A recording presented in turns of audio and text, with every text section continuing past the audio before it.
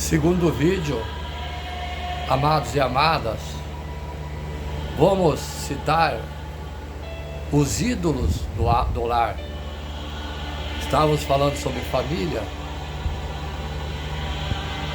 Gênesis capítulo 31, verso 19. Então Labão tinha ido fazer as tosquias das ovelhas. Raquel roubou os ídolos do lar que pertenciam a seu pai. Raquel servia a Deus e Abraão, Deus de Abraão, Isaac e Jacó, seu esposo, mas ainda acreditava em ídolos do lar que seu pai tinha guardado. Esses ídolos representam pecados, costumes, heranças espirituais das famílias que os filhos aprendem de seus pais. Muitos crentes servem a dois senhores. Mateus capítulo 6, verso 24. Por isso desagrado a Deus, guardam pecados ocultos, Salmo 19, verso 12, e fazem coisas escondidas, pensando que ninguém vê, mas que Deus sabe. Marcos capítulo 4, verso 22. Como retirar os ídolos do lar? Vamos meditar sobre o significado. Como descobrir e retirar os ídolos do lar. O que são os ídolos do lar? Gênesis capítulo 31, verso 35, 30 e 35. Os terafins, os ídolos do lar, eram imagem de ídolos que eram carregados como amuletos para cura e prosperidade. Esses ídolos acompanhavam as famílias por gerações e representavam as terras da família.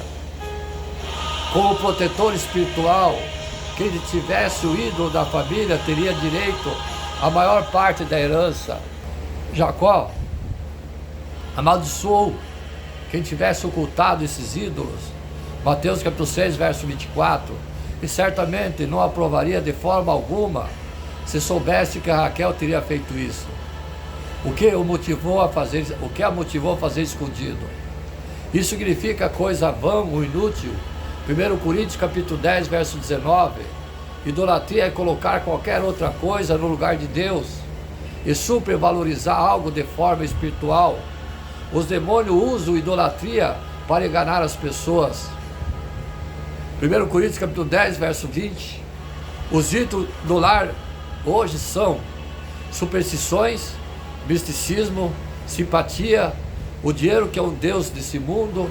1 Timóteo capítulo 6, verso 10, o prazer da carne, mentira, coisas que se fazem oculto. Efésios capítulo 5, verso 12, o fanatismo pelo futebol, política, novelas, televisão, tradições familiares, internet, que tem dominado o mundo. Peça ao Espírito Santo que te mostre se há ídolos no seu lar. Diga para quem está no seu lado direito, peça ao Espírito Santo que mostre os ídolos que estão no seu lar. Consequência dos ídolos do lar. Gênesis capítulo 35, verso 1 e 5. Jacó mandou tirar os ídolos do lar que houve no meio do povo. A partir daquele momento, Jacó determinou que não aceitaria nenhum mal no meio de sua família. Precisava se purificar para receber a promessa de Deus. Quando Jacó desfez dos ídolos, enterrando-os debaixo de uma árvore em Siquém, veio o terror de Deus sobre o povo da região, mostrando que Deus não se agrada da idolatria. Aqueles ídolos do lar estavam atrasando a bênção sobre a família de Jacó. A Raquel sofreu com a esterilidade, com muito sofrimento conseguiu ter seu filho José e depois morreu ao dar a luz para Benjamim. Algumas consequências dos ídolos do lar são ira de Deus, sofrimento e a morte. O que é consequência do pecado? Romanos capítulo 6, verso 23. Em muitas famílias, as pessoas trocam o cuidado com os filhos por prazeres e vaidades, fazendo dessas coisas seus ídolos. E por isso perdem os filhos, deixando de educá-los no caminho do Senhor. Provérbios capítulo 6, verso 22. Não permita que o sofrimento e o pecado entre em sua casa e tire os ídolos do seu lar. 1 Coríntios capítulo 10, verso 14. Portanto, meus amados, fugi da idolatria. Deus abomina a idolatria. 1 Samuel capítulo 15, verso 22. Que é uma obra da carne. Gálatas capítulo 5, verso 20. Quando a pessoa se entrega à idolatria, está abandonando a Deus em troca de coisas vãs. Jonas capítulo 2, verso 8. Não podemos usar como desculpa questões familiares para abandonar o Senhor. Lucas capítulo 14, verso 16 e 24. Se você descobrir qualquer coisa que é abominável em seu lar, você deve destruir. Deuteronômio capítulo 7, verso 25 e 26. Mas primeiramente, precisa que em seu coração esteja a confiança plena em Deus, acima de todas as coisas. Marcos capítulo 12, verso 30. Quando Deus for o único Senhor da sua casa, tudo mais se tornará seu devido o lugar e as coisas estarão em ordem. Salmos capítulo 37, verso 5. Retire todos os ídolos do seu lar. Sim, renúncia que temos em prol da família, renúncias que temos que fazer em prol da família. Respondeu Boaz e lhe disse: bem, me contaram que tudo quanto fizeste a tua sogra depois da morte do teu marido, e como deixaste teu pai e tua mãe e a terra onde nasceste, e vieste para um povo que dantes não conhecias. Ruth, capítulo 2, verso 11. Além da história de Ruth, relata as lutas que passou em família diante de uma grande fome. Juízes capítulo 6, verso 3 e 4. Mas Ruth aprendeu o poder da renúncia em prol da sua família. Declarou seu amor e fidelidade por sua sogra no momento mais difícil da sua vida. Ruth, capítulo 1, verso 1 e 17. Ruth não abriu mão de muitas coisas pelo bem da família. A primeira família de Ruth foi com seus pais e irmãos em Moabe. Ruth, capítulo 1, verso 4. Depois, com seu esposo Malom. Ruth, capítulo 4, verso 10. Mas quando ficou viúva, sua família foi com a sua sogra e a sua cunhada. Ruth, capítulo 1, verso 5 e 6. Depois que a cunhada foi embora, ficou só com a sogra. Ruth, capítulo 1, verso 14. E por fim, formou uma nova família com Boaz. Ruth, capítulo 4, verso 13. Em todos os momentos, Ruth renunciava ao passado, estava pronta para recomeçar sua família. Nos relacionamentos familiares é preciso renunciar muita coisa. Às vezes queremos apenas ganhar e por isso perdemos muito. Quando abrimos mão, também estamos prontos para receber, mas de mãos cerradas não conseguimos pegar nada. Abra sua mão e não abra a mão da sua família. Abra a sua mão de tudo. O que você precisa renunciar por sua família? Vamos aprender com Ruth, que renunciou tudo por sua família. Renúncia de direitos. Ruth, capítulo 1, verso 8. Disse-lhe Noemi: ide, voltai a casa, uma casa de sua mãe, o Senhor use convosco de benevolência, como vós usastes com os que morreram e comigo. Ruth era moabita e por isso estrangeira, então não tinha os mesmos costumes do povo de Israel e não estava obrigada a cumprir as leis. Segundo a lei judaica, sim, cumprir as leis, segundo a lei judaica, ela só poderia se casar novamente com um parente mais próximo do seu falecido marido. Deuteronômio capítulo 25, verso 5. Quando sua sogra lhe disse que poderia ir embora, estava liberando Ruth de cumprir costumes que não eram de seu povo, mas ela preferiu ficar com sua sogra e assumir o seu povo, o seu Deus. Ruth capítulo 1, versos 16 e 17. Em algumas situações da vida familiar é preciso renunciar direitos momentaneamente em prol da paz da família. Por exemplo, o direito de responder a provocações ou ofensas precisa ser renunciado para que haja paz, e depois que os ânimos se acalmem, uma boa conversa resolve tudo. O filho pródigo que quis seus direitos antes da hora, acabou perdendo tudo que tinha. Lucas capítulo 15, verso 11 e 32. Renuncie seus direitos em prol da sua família, para o bem deles. Renuncie às vontades. Ruth capítulo 1, verso 14. Então de novo choraram em voz alta. Orfa, com o beijo, se despediu de sua sogra, porém Ruth se apegou a ela. O coração de Ruth estava apegado com sua sogra, por isso não quis ir embora. Certamente Ruth tinha vontade de ter uma família, se casar e gerar filhos, mas naquele momento estava abrindo mão disso para cuidar da sua sogra. Ruth chorou 2 vezes com sua sogra. Ruth capítulo 1, verso 9 e 14, mostrando o amor que sentia por ela. A cunhada de Ruth, chamada Orfa, deu um beijo na sua sogra e foi embora em busca dos seus sonhos. Ruth capítulo 1, verso 14 e 15, Orfa estava assumindo o direito que tinha como viúva para ser livre, para se casar novamente e viver sua vida, além de seguir a vontade do seu coração. Uma das renúncias mais difíceis que existe é deixar a vontade. Por isso Jesus mandou que quem quisesse segui-lo, negue-se a si mesmo. Marcos capítulo 8, verso 35. Precisamos negar as nossas vontades, porque enganoso é o coração. Jeremias capítulo 17, verso 9. E muitas vezes o que sentimos não é o melhor para nós, mas para o nosso próximo e para a família. Romanos capítulo 7, verso 16 e 20. O egoísmo impede que muitas famílias estejam unidas e casamentos se desfazem. Por isso que é preciso unir os projetos mais do que apenas o corpo, principalmente situações em que nossa carne nos faz ter vontade de fazer coisas erradas, repetidas, os prazeres do mundo. Precisamos renunciar às obras carnais para buscar o fruto do Espírito Santo. Gálatas capítulo 5, versos 19 e 23. Renuncie, amado e amada, suas vontades em favor da sua família. Renuncie do passado. Ruth capítulo 2, verso 11. Ruth começou renunciando sua vida em Moabe, quando resolveu ir embora para Belém com sua sogra Noemi.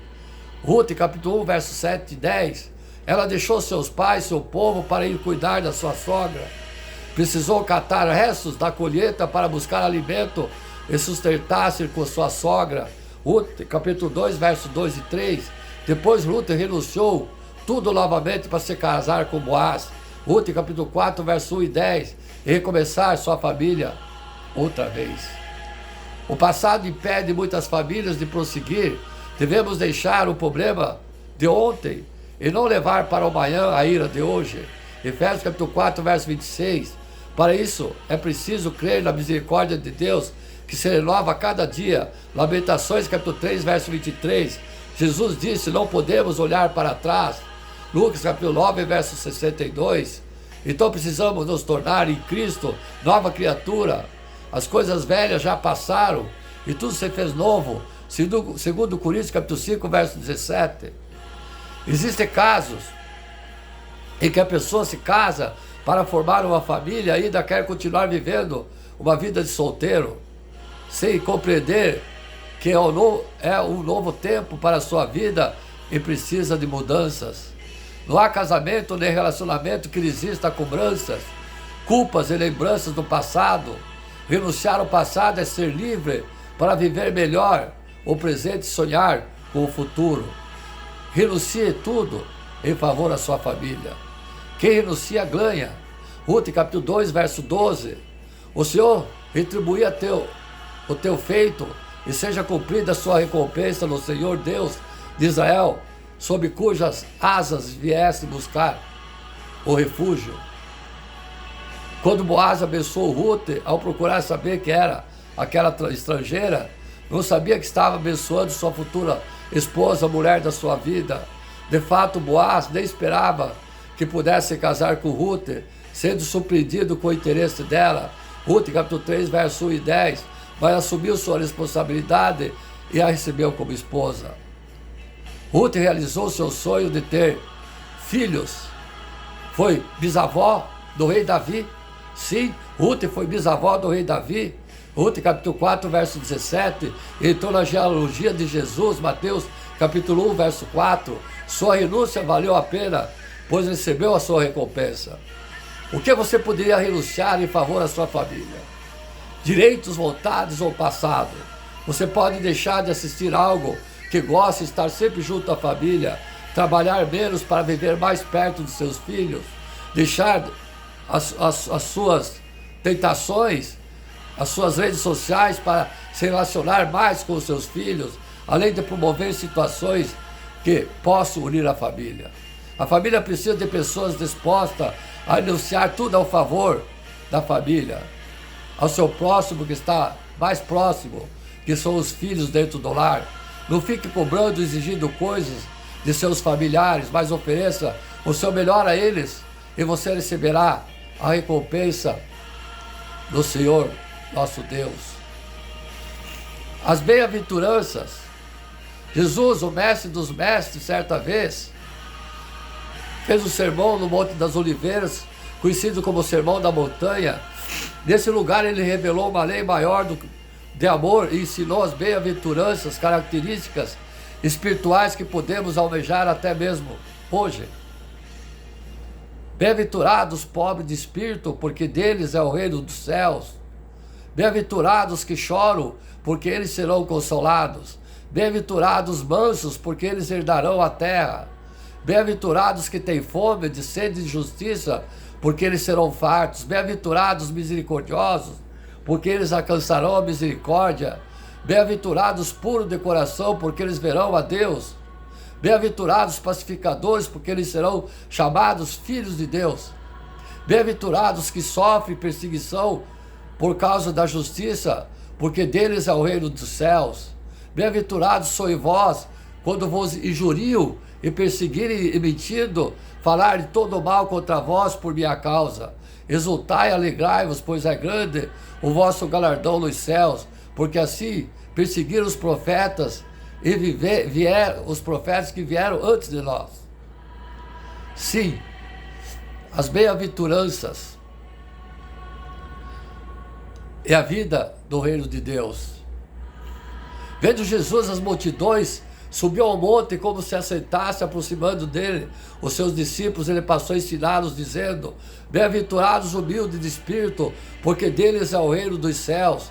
Bem-aventurados que choram, porque serão consolados. Bem-aventurados os mansos e humildes de coração, porque herdarão a terra. Bem-aventurados que têm fome e sede de justiça, serão fartos. Ainda que falando sobre Epifânia, Deus está conosco, Ele é Emmanuel. Mateus capítulo 1, verso 23, o Messias, rei de Israel, do mundo, estabelecendo o seu reinado e convocando os homens a participar do grande plano divino de redenção de todas as coisas por meio de Cristo. Atos capítulo 3, verso 21. Assim como Moisés, legislador de Israel, Jesus também sobe a uma montanha e entrega o seu ensino do reino aos seus discípulos. O novo Israel de Deus, redimido, é o convocado a ser a terra da nação do reino dos céus, a nova humanidade recriada à imagem e semelhança do Filho. Romanos capítulo 8, verso 29. Dizer que o reino de Deus chegou é dizer boas novas, fazendo-se necessário o arrependimento e abandono de toda a autonomia, depravação, para abraçar o Evangelho de Jesus como o Senhor a ser salvo. Senhor Jesus, o Rei Salvador, estabelece o reinado, ficando explícito que aqueles que desejam o seu favor se submetam ao soberano poderoso governo de Cristo, demonstrando gratidão de uma maneira de ser e viver essas novas condições. Um paradoxo, contradição ao mundo. No monte, ouvindo o sermão, é o lugar onde devemos nos assentar sempre que pudermos. Esse sermão não é aleatório. Jesus pretendia imprimir aos seus discípulos a imagem de que a vida é a vida no reino e o papel dos discípulos como representante dos céus na terra. Por outro lado, a humanidade caída é o oposto dos bem-aventurados. Quem lê o Evangelho desavisadamente pode, com equívoco, compreender esse texto como uma piada. Afinal de contas, que valor há em ser pobre, manso, humilde, perseguido e outros aparentes fraquezas? Entretanto, é assim que Cristo diz e que deve ser. O bem-aventurado é aquele que vive sob a expectativa do reino de Deus e é governado pelo Senhor desse reino. A promessa é certa. A condição presente não afeta o que está reservado no futuro. O temporal não pode ser comparado com o eterno. Sendo assim, a condição de sofrimento, perseguição, qualquer outro tipo de adversidade, é apenas um momento que acontece o grande ato de Deus na história da redenção. Na segunda vida de Cristo, toda a história será consumada e o plano de Deus completamente revelado a todas as pessoas e seres do universo. Bem-aventurado. Outro dia uma pessoa me disse que é impossível ser plenamente feliz nesse mundo, que o máximo que podemos experimentar antes da vida de Cristo são aquelas alegrias momentâneas, um curto período de euforia, nada que poderíamos chamar duradouro. Concordo em partes e compreendo que falar sobre felicidade é um assunto que intriga os seres humanos há milhares de anos. Mas presta atenção, amados e amadas, nas bem-aventuranças, Cristo não está prometendo algo temporal, não está falando de um momento, Ele está apontando o nosso coração para o reino eterno. Ou seja, felicidade na Bíblia me parece mais com propósito de vida do que com uma percepção sensorial de bem-estar. Ser bem-aventurado é, sim, ser feliz tendo Deus como fonte inesgotável de júbilo e satisfação. Salmo 68, versos 3. Se Deus é o alvo da nossa felicidade, somos bem-aventurados. Isso não se trata apenas de autopromoção, de bem-estar, mas de algo que é feito em nós, por nós, para a nossa plena alegria. Como vocês sabem, o Evangelho é uma boa notícia de como Deus, irado com o pecado, envia seu Filho amado para estabelecer o reino e destruir todas as forças malignas, resgatando os seres humanos como herança. Salmos capítulo 2, verso 8. Dessa maneira, os inimigos de Deus se tornam perdoados, inocentados e redimidos para uma nova vida no reino. Aqueles que milagrosamente e por obra do Espírito Santo nascem do reino são declarados benditos, abençoados, felizes, bem-aventurados. 2 Coríntios capítulo 5, verso 17. Os bem-aventurados são humildes de espírito, pois perderam tudo para ganhar o reino.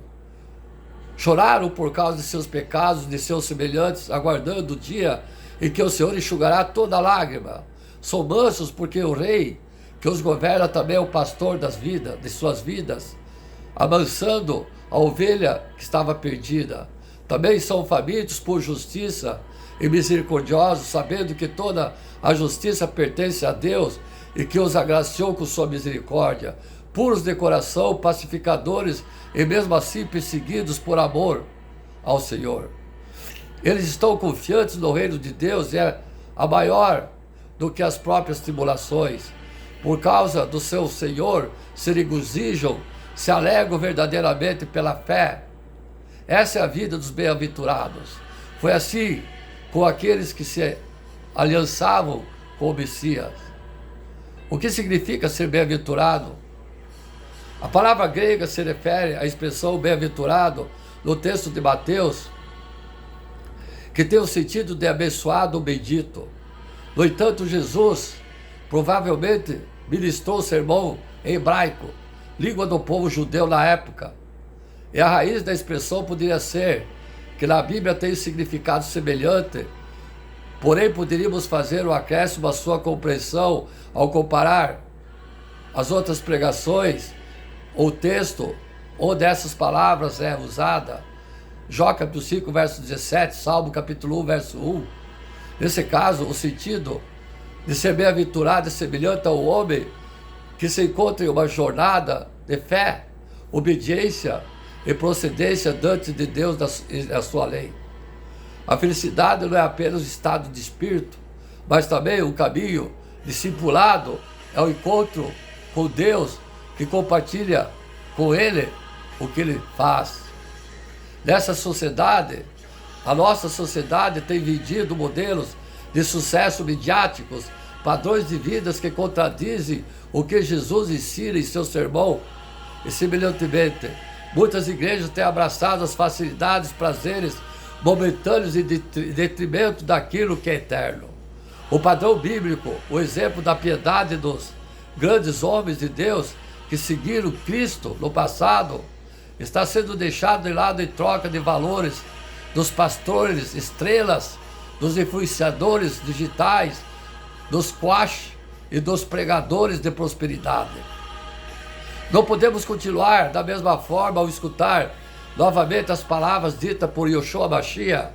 Mais uma vez, nós que experimentamos a sua presença e escutamos a sua voz pelas escrituras sagradas, devemos ser pobres de espírito, perder tudo para alcançar o reino de Deus e o Senhor desse reino, segui-lo até que a nossa vida seja uma afronta aos poderes desse mundo, até que a nossa maneira de ser e viver aqui seja totalmente incompatível com as culturas da treva.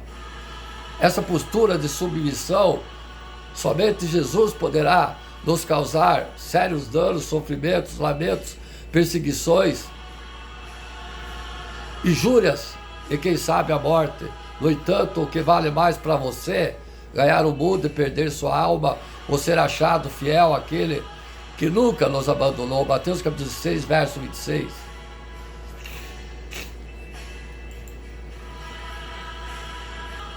Bem-aventurado os que promovem a paz, serão chamados filhos de Deus. Mateus capítulo 5, verso 9. Nessa pregação, Jesus é apresentado como o novo Moisés, que sobre a montanha anunciar a essência da lei de Deus, o mandamento do amor. O Evangelho de Mateus foi escrito por um cristão proveniente do ambiente. Ele contém muitas expressões típicas daquela tradição cultural e religiosa. Jesus é apresentado como o novo Moisés, que sobe as montanhas e a essência da lei de Deus, o mandamento do amor, para dar solenidade a esse evangelho que nos diz que ele está sentado como o mestre. E não é só Jesus, ele também é a primeira testemunha daquilo que ele anuncia, isso com grande evidência, quando proclama as bem-aventuranças e se revela a natureza radical do amor cristão com seus frutos e bênçãos. Bem-aventurados que promovem a paz, pois eles serão chamados filhos de Deus. Na Bíblia, a paz, em hebraico, chama-se Shalom. Indica a condição harmoniosa da pessoa com Deus e com aquilo que rodeia. Ainda hoje é uma saudação entre as pessoas, os votos de uma vida plena. Shalom. A paz é, antes de tudo, um presente de Deus. De fato, entre todas as bem-aventuranças, essa ressoa como a mais ativa, ir à indiferença para nos tornarmos construtores da concórdia e começar ao nosso redor, mobilizando a inteligência do coração o coração e os braços. Ela exige que temos que sanar as feridas, traumas pessoais, sociais causados pelo egoísmo, investir nosso esforço na direção, tal como Jesus, o Filho de Deus, que quando deu sua vida na cruz para unir novamente o homem ao Pai, para trazer de volta a terra. Por isso, qualquer que seja o construtor da paz, se assemelha com Yoshua Mashiach. Bem-aventurados que promovem a paz, por eles são chamados filhos de Deus. Nas pegadas de Jesus também, podemos transformar a cada dia um dia melhor. E o fim, as pequenas e grandes guerras que são travadas diariamente. O importante é construir redes de amizade, solidariedade, ajuda ao próximo. Sim, ajuda ao próximo. Bem-aventurado o que lê, o que ouve. Bem-aventurado aqueles que ouvem a palavra e as guardam, as coisas dela escritas. Apocalipse capítulo 13. E guardo o que está escrito. Apocalipse capítulo 1, verso 3. Quando lembramos das histórias de crianças, havia inúmeros contos de piratas que se lançavam ao mar com o intuito de encontrar o seu tesouro, geralmente retratados por baús cheios de moedas de ouro e joia. Ainda hoje, se pesquisarmos, esse conceito ainda está perpetuado em nosso imaginário. Jesus, em seu famoso sermão no monte, também fala sobre tesouros. Em Mateus capítulo 6, verso 21, nosso Senhor afirma que onde estiver o nosso tesouro, estará o nosso coração. O conceito de coração para o hebreu era um pouco mais amplo do que conhecemos agora. Do ponto de vista fisiológico, tratava-se de todas as suas entranhas, e não somente o órgão que hoje entendemos como coração, e sob a ótica figurada, que é empreendida pelo nosso Senhor Jesus, dá-se a ideia do coração como centro de comando do homem, sendo responsável pela personalidade, caráter, estado emotivo, propósito e até atividades intelectuais. Portanto, se seguirmos os nossos pensamentos mais valiosos, ao analisarmos aquilo que mais amamos, ou avaliarmos os nossos propósitos, nossas atitudes, certamente o final dessa caminhada nos levará ao nosso verdadeiro tesouro. O mundanismo, o mundo, é um dos maiores perigos para nós cristãos, por se tratar de um inimigo astuto e enganador. Nós cristãos devemos sempre estar alertas para que o nosso coração não seja desviado pelos valores do mundo, prazeres da carne, os prazeres do mundo. Mateus capítulo 6, versos 19 e 21. Não ajuntei tesouros na terra, onde a traça e ferrugem os consome, e os ladrões invadem e roubam, mas ajuntai tesouro no céu, onde nem a traça nem a ferrugem os consome, e os ladrões não invadem nem roubam, porque onde estiver o teu tesouro, ali estará o teu coração. Temos que alertar muitos irmãos que não interpretam erradamente a palavra do Senhor, ao dar compreensão limitada de tesouro somente em dinheiro.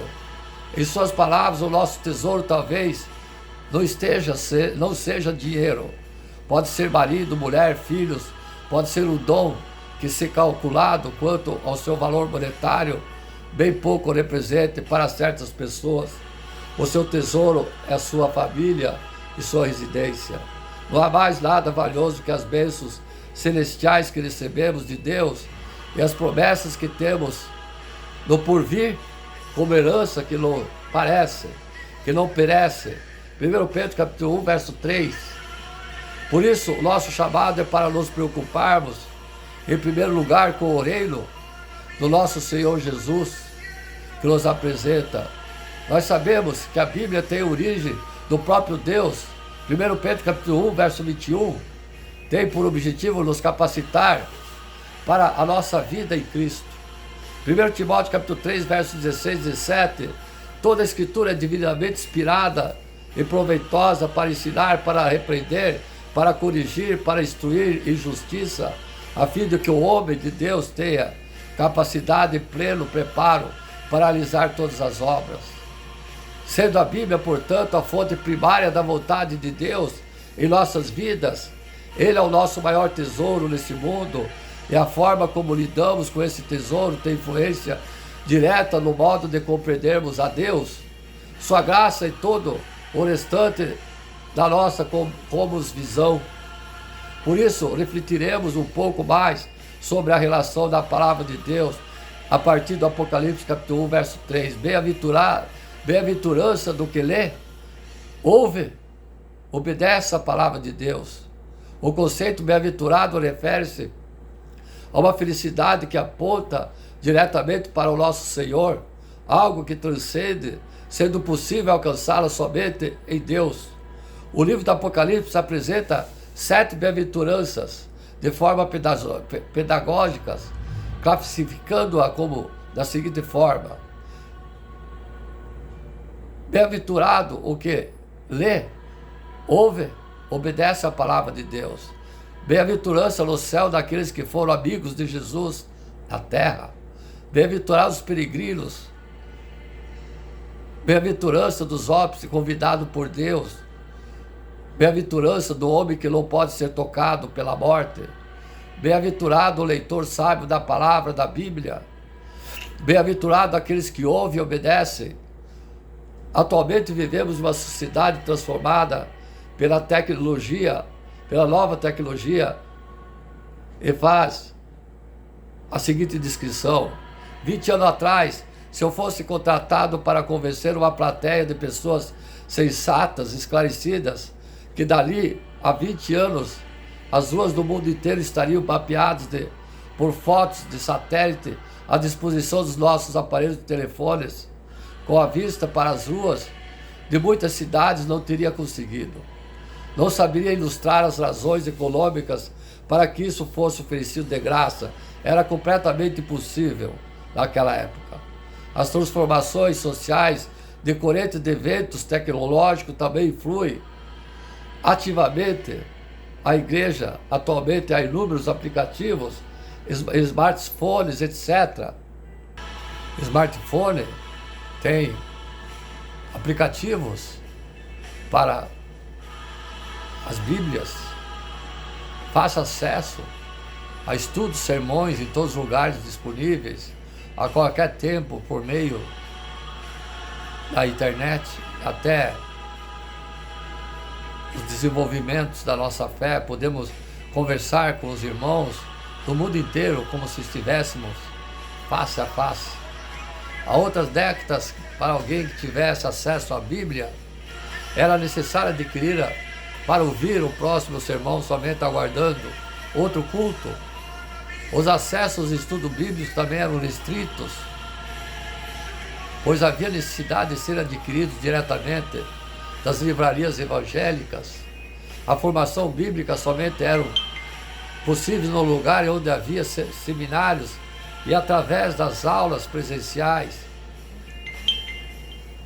A igreja, situada no século I, época em que o livro Apocalipse foi publicado, também tinha um culto com uma configuração diferente da atual, devido à sua realidade social, tecnológica de hoje. Devido à escassez do alto preço de materiais de escrita, os livros bíblicos eram copiados para as igrejas, que em geral tinham uma única cópia. Por isso, como do modo de familiarização da Bíblia, eram realizadas leituras públicas dos cultos. Portanto, a leitura em voz alta no culto cristão é essencial para que a comunidade tivesse acesso direto à palavra de Deus. Essa prática era comum nas sinagogas, nas igrejas, que realizavam as suas leituras públicas por meio de 7 membros da comunidade. O Novo Testamento relata o exemplo de Jesus, quando entrou na sinagoga, fez uma das leituras públicas, chegando a Nazaré, onde foi criado. Entrou na sinagoga no sábado, segundo o seu costume, levantou-se para fazer a leitura.